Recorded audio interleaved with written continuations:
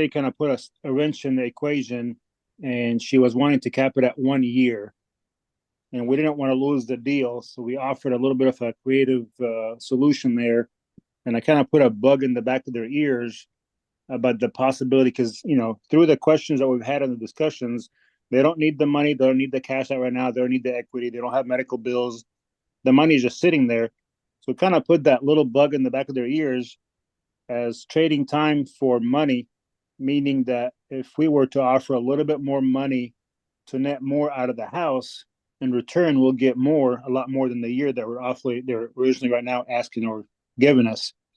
And that kind of perked them up a little bit on the phone and got them excited. So they're going to look at some numbers and kind of figure out what that number will be like for them as to what we can increase on the price of the house from the purchase price. In return, on the back end, whenever the house does cash out, then they can give us more time in return.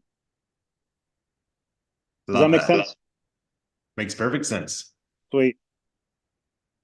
So let's welcome everybody. So good to see you all. Welcome to day 12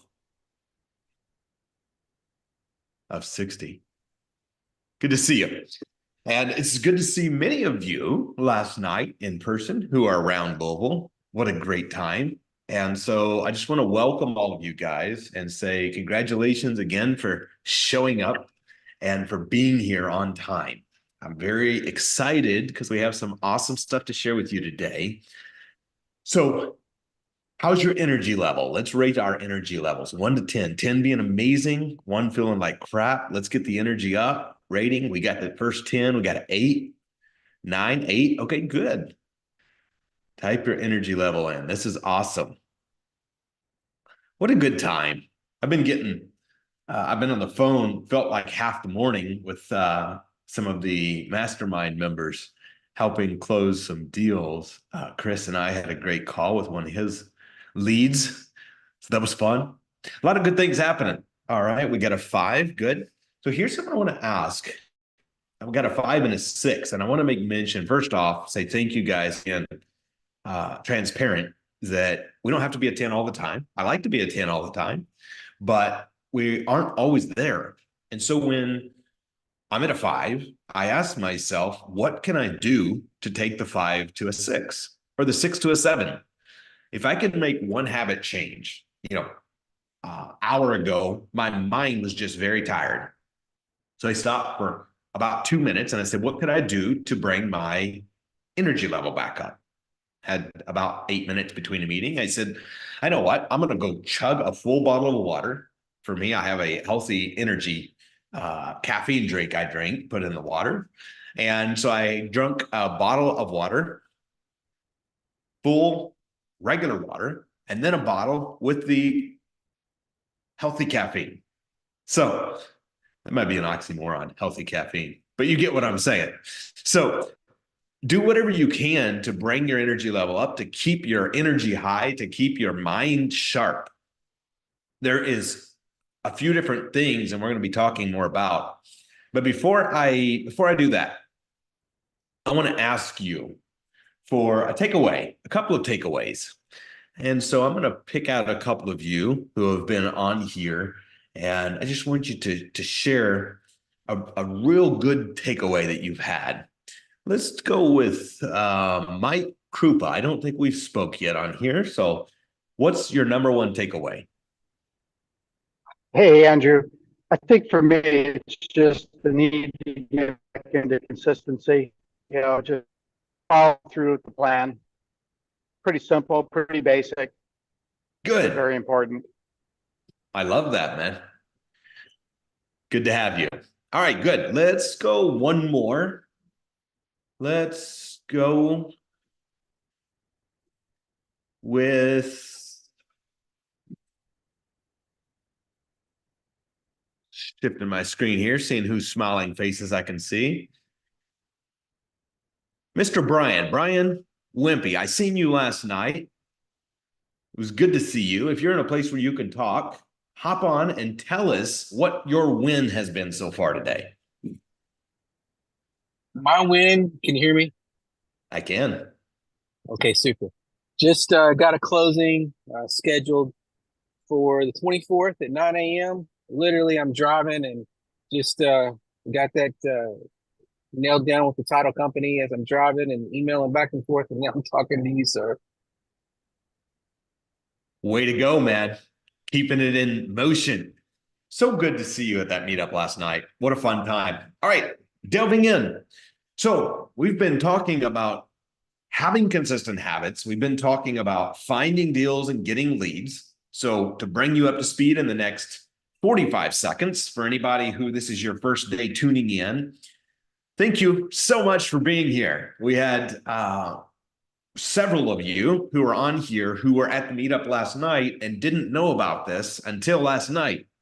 And so I'm glad that you're here on day 12. While we've been having a lot of fun, don't feel like you're necessarily behind, because we're getting ready to have a lot more fun. So we have talked about getting leads. We've been on Marketplace, and I want to spell this out in the most simple way possible. Literally any time I've ever been, whether it be tight on money or needing to increase the lead flow, I go on Facebook Marketplace, I message people, and I do it now just for fun sometimes to show everybody that it can still be done. And we start getting leads. And a bunch of you have experienced that in the last 2 weeks together, where you go on the Marketplace, you start messaging people, boom, out of nowhere, out of thin air, you're creating leads. So there is 3 main parts to getting a check. That is getting leads, following up, getting the contract signed.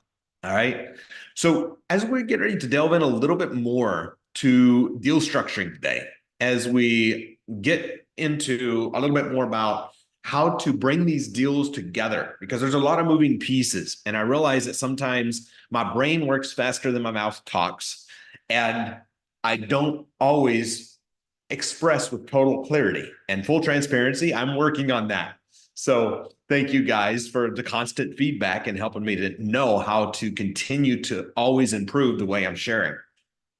My objective is that I make it so crystal clear to those of you who are new to the business of what to do, and for those of you who are experienced in the business of how to lead your teams, and maybe some refreshers and some new resources. So regardless of whether you're working toward your first deal or your 101st deal or your 1000th deal, that you can leave here with some massive, massive value and takeaways. All right. Is that fair enough? If it is, give me a yes in the chat. Get some yeses coming in here. Make sure everybody's good and awake. Yes, yes, yes. All right. We like yes. Good. All right. So going on in, deal structuring comes to asking the right questions. Write this note down. Less money now, more money later. Less money now, more money later. So what do I mean by that? Our whole objective, I talked about earlier, there is 2 ways to buy houses: cash way below value, I don't care whose cash it is, or payments over time. Now, there's all sorts of deal structures you're going to hear me talk about, but if we can categorize them in those 2 categories, that's going to simplify this business tremendously for us. Whenever it comes to making offers, the words that we say will determine the amount that we make. I was just talking to someone this morning, and the guy was asking 64,000. One of somebody, I think, who's on here. He said they asked the guy what's the least he would take, and he immediately went from 64 to 45,000. $19,000 drop by asking one question. When you begin to create your reality that way, everything will begin to change for you. So terms, cash. So we're going to ask questions to always lead to the terms question first. So I'm going to try this. Imagine that you want to imagine you want to buy a car. In fact, I see people doing this. Imagine that you, for whatever reason, don't want to or can't get a loan yet, or you just want to lower interest rates than you can get today. And you decide, hey, instead of going down to the car dealership, instead of buying the car, instead of getting the 8 or 9 or whatever percent interest rate they're charging nowadays, I ain't been car shopping, so I don't know. Whatever the rate is right now, maybe I could find somebody who has a car they no longer want, and I could just offer to take over their payments. Now I get to reap the benefits of their low interest rate. Maybe they bought a new car in 2022 and they just don't want it no more, and it's at low or no interest. So you're going to buy that car from them by simply agreeing to take over their payments and start covering that every single month. It's your car. You get to drive it. You own it. You control it, but the loan is still there. That's how we buy houses all day, every day. So the objective here is to be, write this down, as little money out of pocket as possible. That's the whole objective. Now, in doing that, we are constantly asking questions. So we're asking the seller the three big questions. What's the least you'll take on price? We agree on all the details. What's the least you'll take every single month? Now, here is the big note. Here's the big takeaway. If there is no debt on it, we're always going to ask what's the least you'll take per month. But this is a writer downer. If there's a mortgage on it, we're going to change that up because there's already a payment on it. So rather than saying what's the least you'll take per month, our phrase is awesome. The way it usually works is we'll buy the house from you and we'll cover that underlying mortgage payment until we pay you off in full. The way it usually works is when we buy the house from you, we're going to cover that underlying mortgage payment until I pay you off in full. Why? Because if there's no mortgage, I want to find out what they want every single month coming to them. If there's a mortgage, I'm covering that for them. And I'm always going to assume that I'm not writing a check above that mortgage amount. If you offer above the mortgage amount, you're probably always going to pay them more than the mortgage amount. We want this to be a win-win. We want them to make more money by selling to us for sure, but we also want to leave ourselves room so that we can make a profit every single month. All right. And then the magic question that has helped me buy hundreds of deals with nothing down. And that is, usually we buy with nothing down. Okay. That magic question will get you so many nothing down deals if you ask it and shut up. That's the key. Now, there's only two things they can say. Number one is okay, which very commonly happens. Or number two, they can say, well, no, I need something down. To which we reply, got it. If we were to put something down, what's the least you could take? Least price, least monthly, least down. So we're looking at less money now or more money later. I want you to get that framework in your mind because you're going to see that running total through this whole entire business as we're talking about this here over the next several weeks together. And then on the selling side, you're going to hear me do the opposite. We don't buy like we sell and we don't sell like we buy. So when we go to sell a house, you're always going to hear me ask, what's the most you can pay per month on your new home? What's the most you can put down on your new home? So we don't sell like we buy. We don't buy like we sell. We have to make a profit in between. Our objective, our whole objective, is to ensure that every single deal we do is driving toward our goal. It's very important we have goals. It's very important we know what we want this business to do for us. If our objective is, I want to buy houses, that's not exactly a goal. You can go buy houses. Do you want to buy houses that lose you money every month? Well, of course not. So we need to be specific about that goal. We want our goals to be specific and measurable. Specific and measurable. So, for example, in 12 months, I want this business to bring me X dollars a month in cash flow. In 12 months, I want this business to be making me X dollars per month in cash. If you tell me I want to get to $12,000 a month in 12 months and you don't need a lot of cash up front, I'm going to dial in with you to make sure that you're going, when we end up working together, you're building your portfolio out just for cash flow in mind. Let's say you say, no, I need to get cash right now. That's the long term is very important, but cash now is equally or more important because we got to make sure today's needs are taken care of first. Then you're going to see me dial back on the cash flow and say, let's go get some deals and get some checks up front. Write this down. What I focus on, I get more of. What I focus on, I get more of. All right.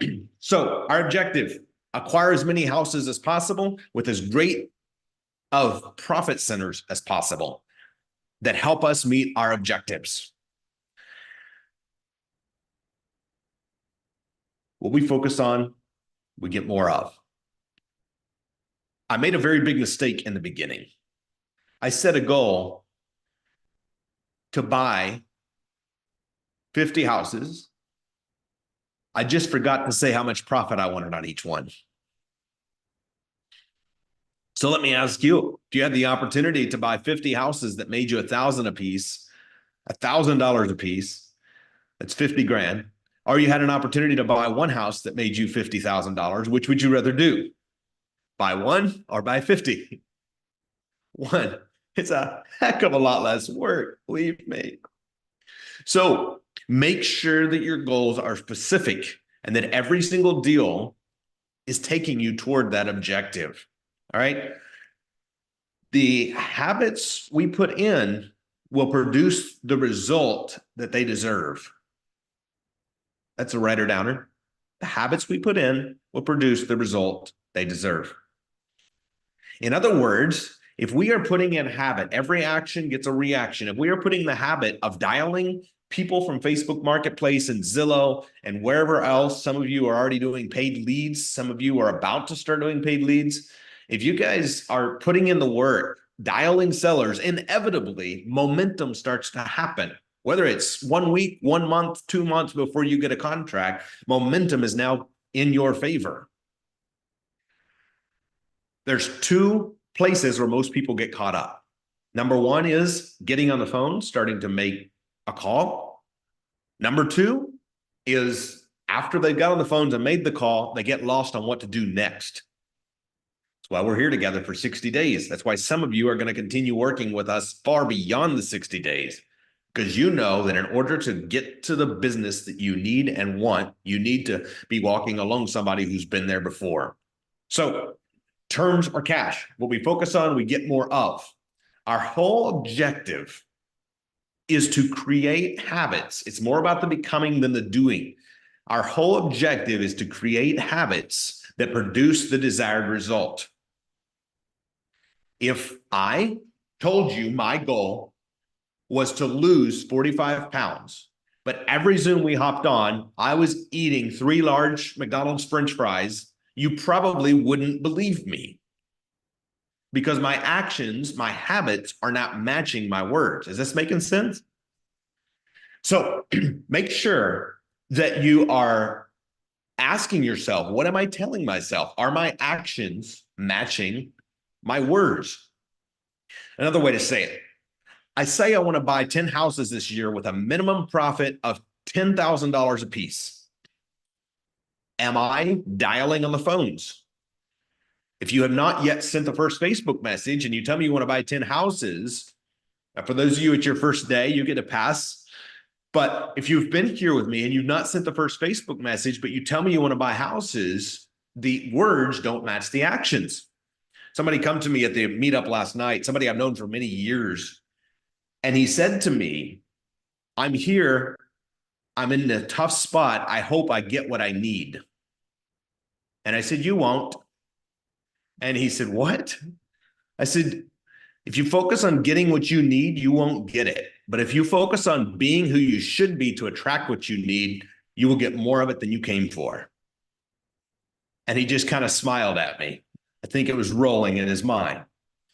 Focus on the being more than the doing. Am I putting in the work and creating the habits that produce the desired result? Somebody said the habits we put in, the blank. The habits, I'm not sure what the question is, but the habits we put in, are they producing the result we want? Every habit that we are developing will return something. If our habits is bad habits, they return negative things. If our habits are good habits, they return good things. All right. So what habits do we need as a real estate investor? The habits we need are, number one, getting on the phone. You or somebody on your team or a partner, somebody has to be talking to sellers. If no one's talking to sellers, you can write this down. No leads, no deals. There's no conversations, you'll never get a deal. So the first thing we have to do is be talking to sellers. The second thing we have to do, and I'm going to contradict myself here on purpose, is make ridiculous offers. Now, I'm going to preface that. So number one, be on the phones. Number two, make ridiculous offers. We don't make offers. We ask questions and we let the sellers make us the offers. But when I say make offers, what can happen when we get confused is confusion always breeds inactivity. Lack of clarity always leads to inaction. So we're flowing along, we're doing well, we're on the phones. Next place we get smacked in the face is crap. They said yes, now what? Right? We ask questions, we get to the conclusion, and then next, send contracts. Get leads, have conversations, make ridiculous offers, send contracts. Now, when I say ridiculous offers, we often pay more than anybody else would for a house.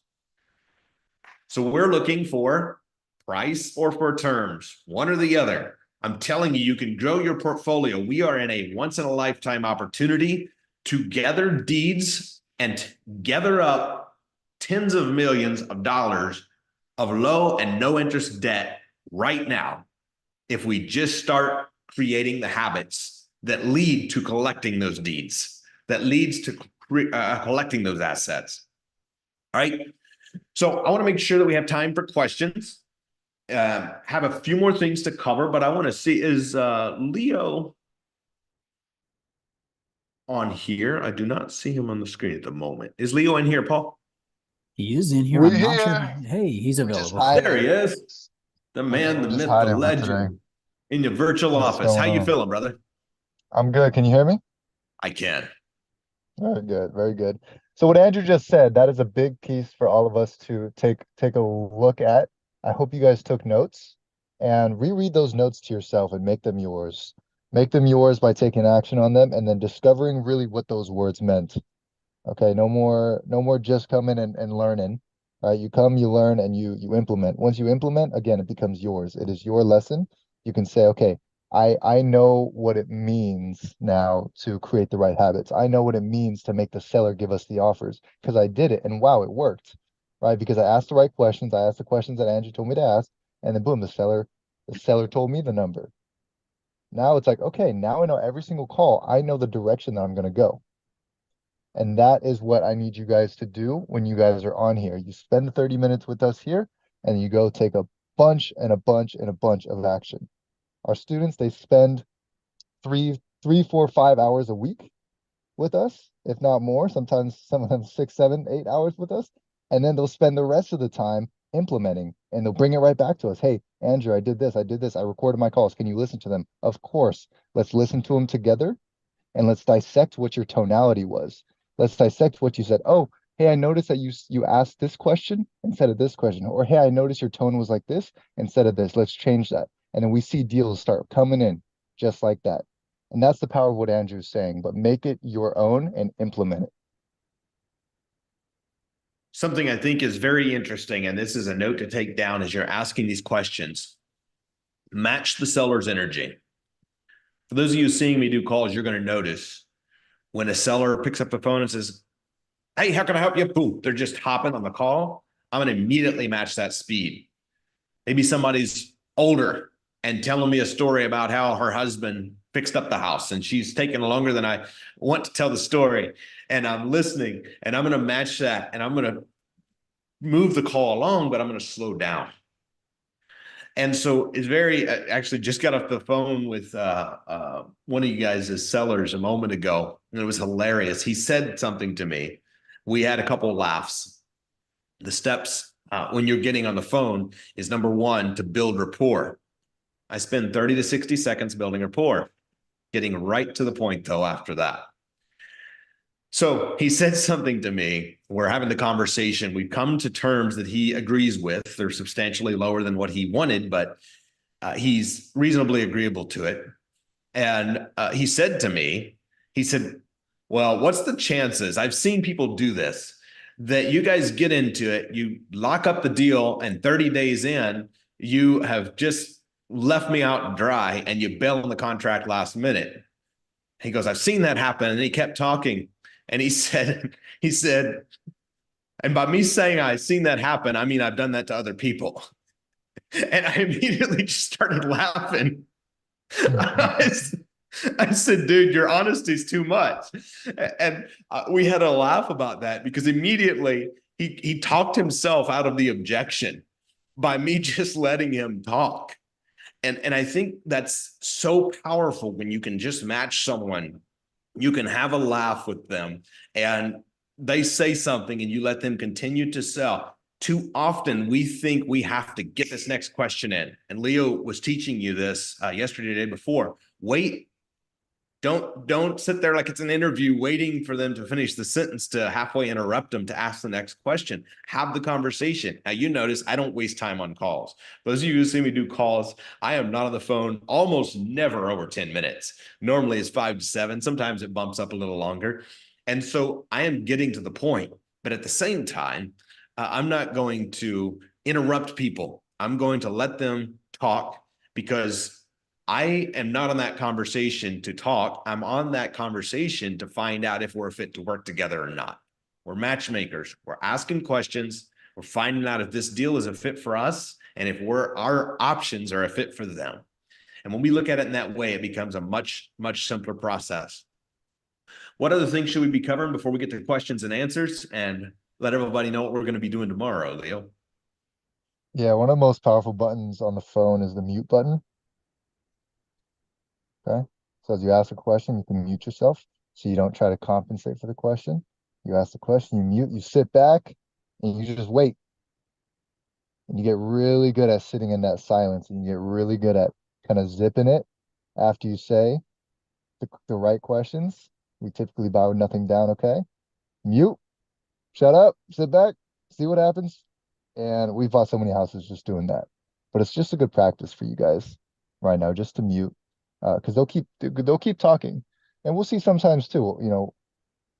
We sometimes we don't end the call, or sometimes as we're saying, hey, we're gonna go, run some numbers or talk to our partner.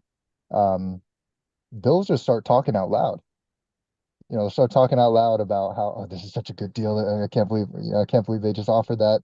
We're hearing in the background because we act like we never heard it, but there's this little part of the call that you can kind of pick apart. You can see, but the mute button, utilize it if you're nervous, asking those questions. Absolutely. That's a big one. So tomorrow, we're going to take questions and answers today, but tomorrow I'm going to be covering my top 3 negotiating strategies. We might go a little bit more than that. We're going to be talking about how to negotiate the deal. We're going to be talking more about how to get the deals you want and how to grow your portfolio. So all of you, whether you're on your first deal or your 100th deal, you are definitely want to hear what I'm about to show you guys. It's a lot of fun. And it's some magic things that have made me, some of them 6, some of them 7 figures. Questions. Let's start some questions. All right. First question today comes from Erica and Sterling, and they say, please explain a wraparound mortgage for newbies like us. Awesome. A wraparound mortgage, simply put, is when a house is free and clear. So I'm going to explain a traditional mortgage first and then wrap around. When a house is free and clear, you're going to give the seller a note and a mortgage. That's the instrument that says your trust or your entity is going to pay the seller for the house. So in simple terms, Leo bought a house from Paul. The note and the mortgage says Leo entity owes Paul $400,000 at X interest at X dollars a month for X years. It's just a legal document recorded on the property to secure your interest. A wraparound note mortgage means Leo bought that house from Paul, but instead of it being free and clear, Paul had a mortgage left to Wells Fargo. And so our attorney drew up a note and mortgage saying Leo's entity owes Paul X dollars, But rather than it just being a note and mortgage recorded on the property, it is called a wraparound because that document wraps around Wells Fargo debt. So Leo doesn't just owe Paul, Leo owes Paul, and Paul owes Wells Fargo. So that's where the wrap comes in. So if you can break that down a little deeper for us, Leo, and explain anything that I missed. Yeah, this took me so long to really understand. But try to use an analogy, Andrew, of just simple numbers. Just, Yep. 100,000 or 150,000. Because here, if you have $100,000 property and I agree to buy it for 150, if you owe 100,000 to the bank and I agree to buy it for 150,000, it doesn't necessarily mean I owe 100,000 plus 150,000, correct? Correct. What does it mean? It means if Paul owes 100,000, let's take you and I. You owe 100,000 to the bank, to Wells Fargo, on a house. I agree to buy it from you for 150,000. The attorney prepares a note and mortgage that says I owe 100,000 to you for you to pay the bank, plus 50,000 to you to put in your pocket. Simply Correct. put, it says that I owe you X dollars for the property. The wrap is simply a simple legal term, I guess, to explain that there is more involved on these notes and mortgage than the traditional note and mortgage. And remember, simply put, our whole objective is to buy houses where we're making a payment on it over time at low and no interest. So that's why we close everything through a real estate attorney, because even when we don't understand, the real estate attorney is going to fix whatever we broke. And that's why you're in our community, because I'm not an attorney and don't claim to be, but we closed a few hundred of these. And you can always look at the documents and tell almost right away whether you're on the right track or not. All right. Next question comes from Tim. He says, what is the maximum percentage of the purchase price you will put up as a down payment? Do you have a hard and fast rule for that? More money later, less money now. So simply put, I like to buy with nothing down. But if I am going to write a check down, I always want something in return. So let's say I went in this deal, nothing down, but they want 25,000 down. It's not a percentage for me. I will say I almost never put more than 5% down, but it's not about the percentage. It's about getting something in return. So immediately, if somebody has 25K down, I'm going to try to ask them for a 50K less on the purchase price. I'm going to write 25K out now. With inflation, shoot, it's probably worth 50 later. So I am going to get something large in return. I'm writing out a check now. Awesome question. Yeah, great question. I have another one here from Brendan. He says, how do you manage your Facebook Marketplace messages? I find it tough to keep track of all of the messages, calls, and next steps. Do you have a simple way to manage contacting sellers on Marketplace? So that's a good question. Yes, we do have AI. I like my DMs to be managed by myself or an extension of me. So it depends on what you want your Facebook to accomplish. Number one, why are we worried about responding to everybody? I'm not saying you should or shouldn't. I'm just asking why. So ask yourself that question. If you're trying to accomplish something like getting a bunch of leads, then maybe it's time to pay a couple grand to get a robot set up to respond. If your objective is to respond to people and grow your connections, then you probably should hire a virtual assistant and over the next 2 months, train them to be an extension of you, like John does for myself, and respond to people as if, believe me, if you got a message from John, you probably don't know if it's me or John, because he says, hey, brother, just like I do. All right. All right. We have time for one more question. Let's do it. All right. We have a question here from Veronica. She says, I just put an offer on a house. Congratulations, Veronica. Cash only, 60% ARV needs work. I already have a terms buyer waiting to see if the seller will accept. Now what? I don't have the cash, but I acted on it because it's a great deal. Jordan has the cash. So the good thing is, Veronica, number one, congratulations. Put the numbers together in a really cool way. And if it's a good deal, the money will find you. And by find you, I mean, put the numbers together. What's the value? What's the loan amount needed? What's the length of time? What are you willing to give in return, whether that be a partnership or an interest rate? And begin to search the market for that money. Those of you with more questions, because I know I see some of you guys typing in the chat, type it on Circle. The community will also respond. That's what the community is about. People have been doing this for a while. So Paul just put Circle there below. I know about 60% of you are on Circle, about 12% are posting. And we see your posts and we love it. We love seeing you guys do your calls, do your deals. And science says that those who post on Circle become more successful. Me and Andrew being the scientists. So go science. We'll see you guys tomorrow. Tomorrow, Saturday, going to be a great day. We're going to go over the top 3 negotiation skills, top 3 negotiation tactics, and that is something to have in your toolbox. So you don't want to miss that. Be on time, post in Circle, still wake up on time. It's going to be a great day. And make Here's your sure actionable. Here's your to actionable. hydrate. And hydrate, definitely. Your actionable is find 3 people who you know need this and invite them to this Zoom.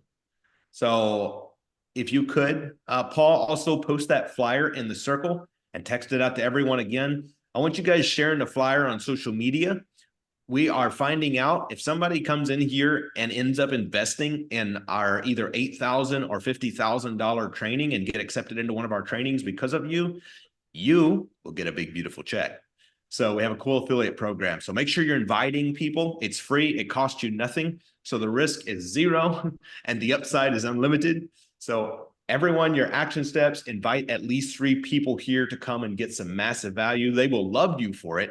And you'll automatically elevate your status in your investor community by bringing value to people like this. I will see you tomorrow at the same time. Drink lots of water. Bye, guys. Take care.